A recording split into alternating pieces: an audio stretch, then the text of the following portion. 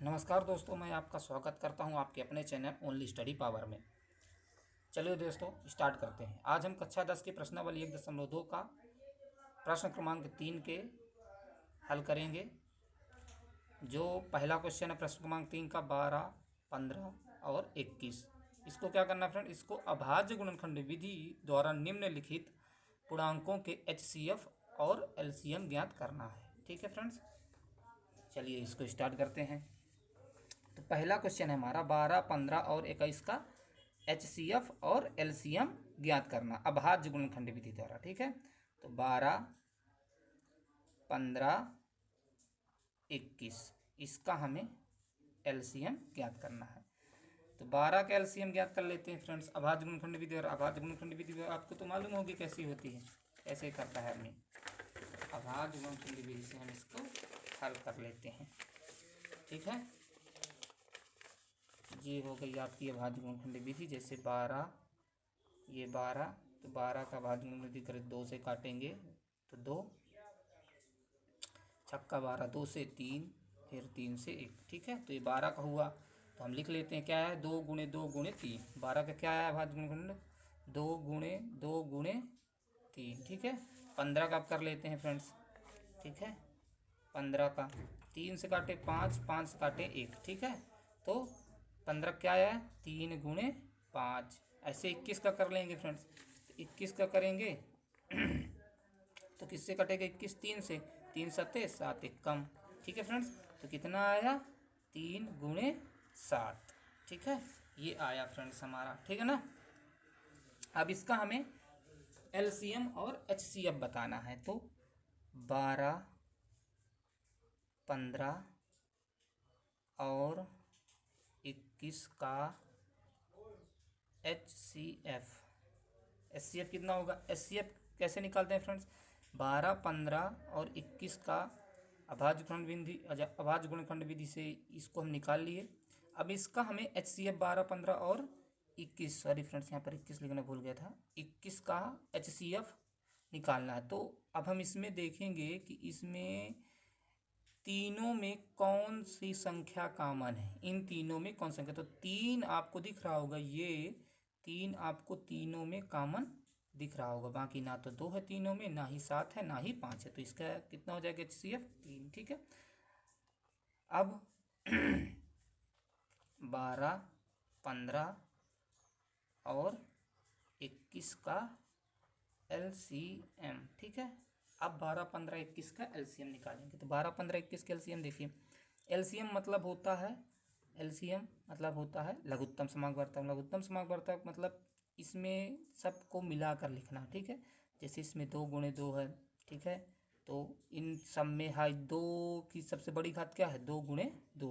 ठीक है, इन सभी में 2 2 बार है इसमें, तो इसको हम लिख लेंगे 2 गुणे 2। ठीक फ्रेंड्स, 2 गुणे 2 हो गया। ठीक, अब इसके बाद गुणे 3 है। ठीक है, तो 3, 3 में 3 तीनों में है, 3 गुणे 5 गुणे 7। इसका LCM हम निकाल लेंगे फ्रेंड्स। इसका LCM कितना होगा, इसका LCM कितना होगा, 2 दूनी 4, त्याई 12, 12, 12 पंचे 60, 60 गुणे 7, तो 7 छम 42, 420 इसका LCM होगा। ठीक है, सॉरी फ्रेंड्स, LCM कितना होगा, 420। तो यहाँ पर लिख देंगे HCF 3 और LCM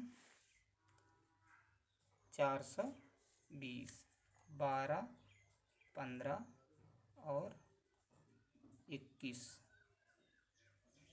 ठीक है, इसमें 12, 15 और 21 का LCM, 21 का LCM। ठीक है, और 21 का HCF। ठीक फ्रेंड्स, ये आपका पहला क्वेश्चन होगा। ठीक है, दूसरा क्वेश्चन आपका है 17, 23 और 29। इसको हल करते हैं फ्रेंड्स। ठीक है, तो 17 का हमें अभाज्य गुणन विधि, 17, 23 और 29 का अभाज्य गुणन खंड विधि करने पर, ठीक है।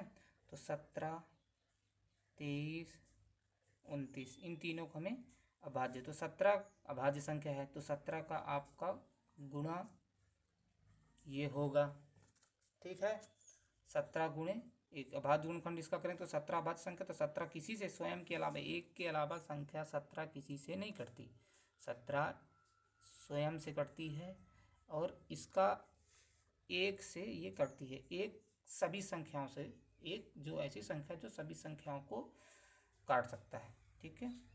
23 भी अभाज्य संख्या है, तो ये भी किसी से नहीं कटेगी, स्वयं से कटेगी, तो 23 एक कम 23, ठीक है। 29 भी अभाज्य संख्या है, तो 29 भी किसी से नहीं कटेगी, तो एक ही से ही कटेगी। तो इन तीन, तो यहाँ पर लिखेंगे हम ये तीनों एक से कटेंगे, ठीक है ना। तो 17, 23 और 29 का HCF कितना है, इन तीनों में क्या क्या मान है फ्रेंड्स, इन तीनों में क्या कॉमन, HCF कैसे निकालते हैं, तीनों में जो संख्या कॉमन होती है तीनों में वही संख्या HCF होती है, तो तीनों में क्या क्या मान है, एक, HCF एक हो गया। अब 17, 23 और 29 का LCM, इन तीनों के LCM निकलेंगे, तो LCM में सबको लिखना पड़ता है, ठीक है। तो 17 गुणे 23 गुणे 29, इसका हम गुणा कर लेते हैं रफ्तार में, ठीक फ्रेंड्स। तो 17 गुणे 23 कितना हो जाएगा, 17 तियाँ 51, तो 51 की एक, हासिल 5, 17 दूनी 34, 34 5 39, 391, ठीक है। ये 391 हुआ है आपका। अब गुणे अभी 29 करना, तो इसको फिर से हम रफ्तार में कर लेते हैं, ठीक है। इसको रफ्तार में करते हैं 29 गुणे 29, 9 1 9 9 81, 9 तिरिक 27, 27 8 30, 30 5 35, ठीक है। 2 नाम 18, 2 त्याई 6, 6 2 त्याई 6, 2 नाम 18, 2 त्याई 6 1 7, तो 9 3 3 11, 11,339, ठीक फ्रेंड्स। कितना हो गया, 11,339, 11,339, ठीक फ्रेंड्स, ये हुआ इसका, ठीक है। ये आपका LCM हो गया और ये HCF हो गया, यही हमको बताना था, LCM HCF। अब तीसरा क्वेश्चन आपका फ्रेंड्स, 8, 9 और 25 का अभाज्य गुणनखंड विधि से LCM और HCF ज्ञात करना, ठीक है। तो हल 8, 9 और 25 का अभाज्य गुणनखंड विधि से अभाज्य गुणनखंड विधि से हल करना, ठीक है।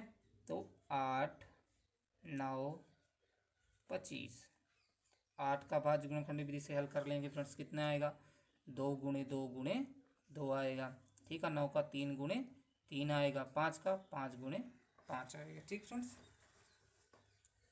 ये अभाज्य गुणनखंड विधि हो गई। अब इसको हम करते हैं, तो 8, 9, 25 का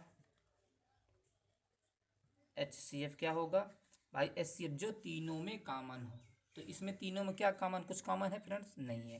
तो इसमें हम एक, ये एक का और कर देते हैं, क्योंकि एक है इन तीनों में, कुछ नहीं है तो क्या है, एक है, क्योंकि एक सभी संख्याओं से पूर्ण रूप से विभाजित होती है, सभी संख्याएं एक से पूर्ण रूप से विभाजित होती हैं, ठीक है।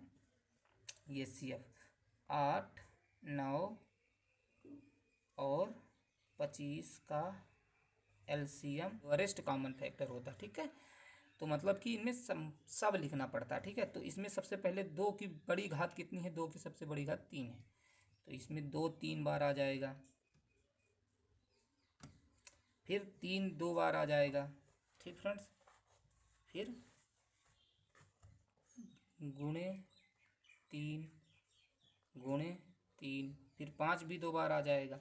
ये हुआ आपका ये एलसीएम। इसका सब 2 दूनी 4, इसका एलसीएम ज्ञात करेंगे अब। 2 दूनी 4 दूनी 8, 8 त्रिक 24। ठीक है, ऐसे कर लीजिए, 2 3 3 9 और 5 25, ये सबका करना है। 25 नहीं 225, 225 का गुणा कर देंगे या 8 का इसमें गुणा कर देंगे, तो 2 इसका गुणा कर लेते हैं। 225 का 8 से गुणा कर लेते रफ्तार पर, तो 8 पंचे 40, 4 हासिल, 8 दूनी 16, 4 20, 2 हासिल, और 8 दूनी 16, 2 18 1800 आएगा। ठीक फ्रेंड्स, यही एलसीएम है और ये